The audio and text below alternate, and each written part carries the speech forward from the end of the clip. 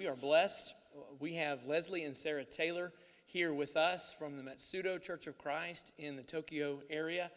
And we got to spend a couple hours last night at the Sagitas in their home and spend time just reminiscing. And in fact, I think it was Sarah, you mentioned it had been 18 years since we met. And, we were at Freed Hardeman together and just being able to see and to listen to where God has called them and God has brought you, and now with your three children and how they're in Japan for their second stint of their mission work, and they're just allowing God to use them, and just being able to sit and listen to what God is doing through them it's profound, it's encouraging, it's lit a fire.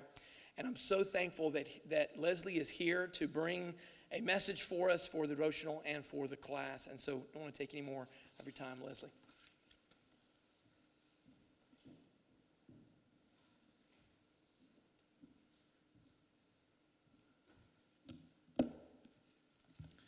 Well, good evening.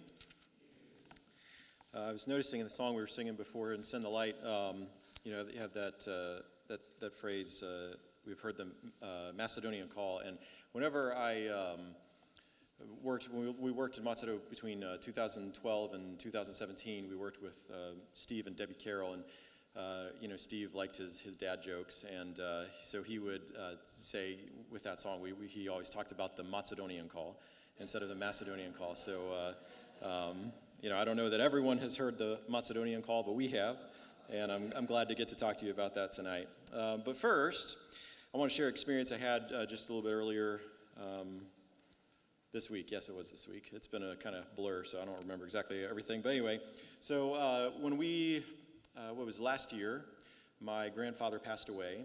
He was 96 years old, right? Yes, 96. He was 96 years old, and he was a very good man, but we were in Japan, and at the time, the COVID regulations were that if you were going to come back to Japan, you could leave the country, but if you came back, you had to get a negative COVID test within a PCR test, to be specific, within 48 hours of departure.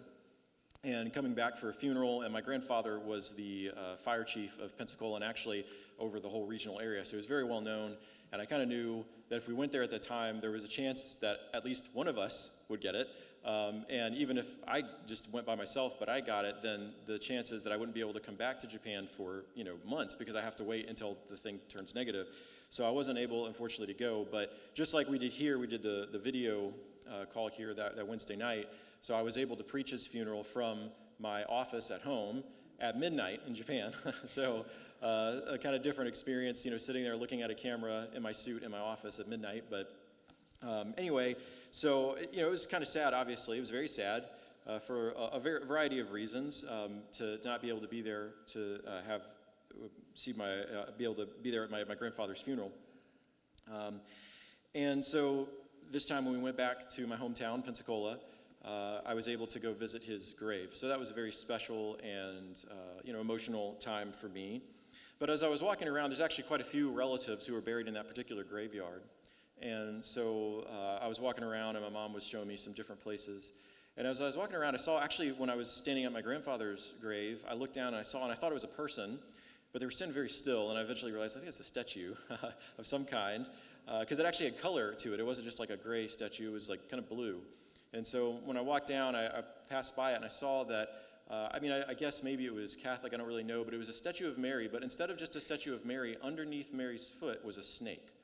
And I figured that it must be an allusion to Genesis chapter 3 and verse 15, in which God says, I will put enmity between you and the woman, and between your offspring and her offspring. He shall bruise your head, and you shall bruise his heel. So it's an allusion to that prophecy. And that prophecy is about more than just Satan and Satan's defeat. It's really a prophecy that God's Son would eventually come and would defeat sin, defeat death, and be victorious. And of course, we know that prophecy came to pass. But as you walk through a graveyard, it's kind of hard to see that sometimes, because you see all the death. And some of the tombstones you see, there's people who died well into their 90s, like my grandfather, maybe even over 100. But you also see a lot of tombs of very young people. And you realize that death has a great stranglehold over this world right now. And all of us experience this in many ways, right? We all experience the pain and suffering of the curse in our own lives. Maybe it's through some sort of sickness, some sort of ailment, maybe just something you have to live with. Maybe it's the loss of a loved one. Maybe it's been years ago. Maybe it's been recent.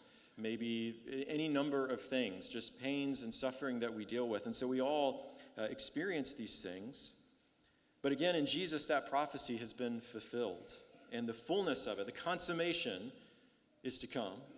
One day, the dead in Christ will rise. One day, there will be people in that graveyard who will rise to victorious life forever. And my grandfather and my grandmother next to him and my grandparents behind him will be among those, I'm sure. And I think it's important for us to keep that in mind, that hope, that resurrection hope that we have through Jesus.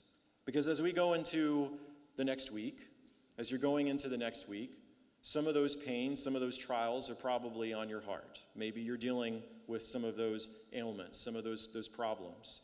Maybe it's even one that is pointing towards death. Or maybe it's, again, somebody that you love, somebody that you care about. Maybe it's still mourning for someone who has passed away.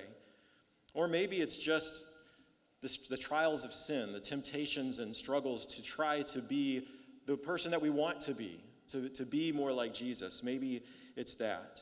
But as we go into this coming week, it's important to remember that victory that Jesus has won. Remember what he already accomplished, through his death and resurrection, and what he has promised to us, what is assured because of his resurrection, because he is the risen Lord.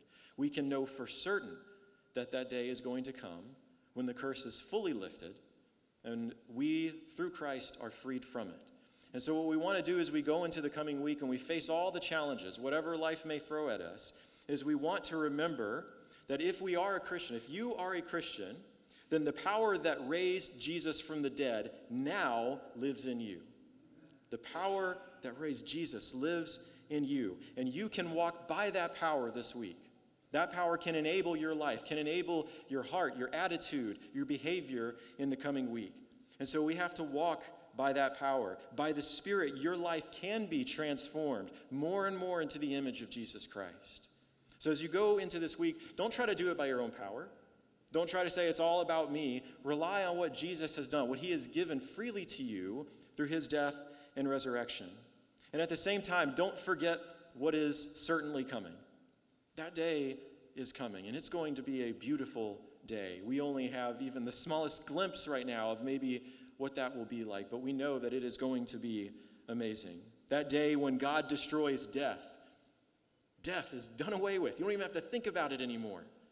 I mean, think about it. I heard somebody talk about this recently.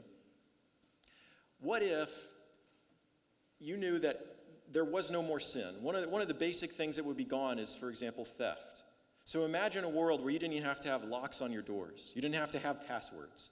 Imagine how different the world would be. If you think about it at first, you're just like, well, that's kind of a basic change. But when you start really thinking about the way the world is built around trying to avoid theft, you start to realize this world would be vastly different if just that one thing was different. But imagine then what it would be like if death is no more a thing. It's not even a thought in our mind. We don't think about it anymore. Imagine how different that's going to be. That day is coming. And so that should give us immense joy and immense peace, even when we're standing at the grave. Not that we don't mourn, of course we do, because right now we're separated. But we know that the day is coming when that will no longer be the case. And so we can have joy and peace even in those difficult moments. And so I would encourage you as you go into this week to take that joy and peace in your own heart. Receive it. It's a gift of God through Jesus for you based upon what Christ has done for you. So take that gift, receive it, and walk in it this week. But then also let that power that's transforming your life and your heart work through you into the lives of the people around you. May the people around us know that joy and peace, not in a fake way, but because we actually experience it and they can see it. So let's walk in that power this week. Let's hold on to that hope, and let us draw nearer to Christ through that power. If this evening you have some need, maybe you're not a Christian yet. Maybe you haven't experienced that power. That's the joy of baptism. When you go into the water, you get to participate in the death, burial, and resurrection of Jesus. What an amazing gift. And if you haven't received that, that's something you can do today, and you can have that power living in you today. But probably many of the people, most of the people in here, I would suppose, already have that, and maybe you need some encouragement too. If there's anything that we can do for you this evening, please let us know as we stand and sing together.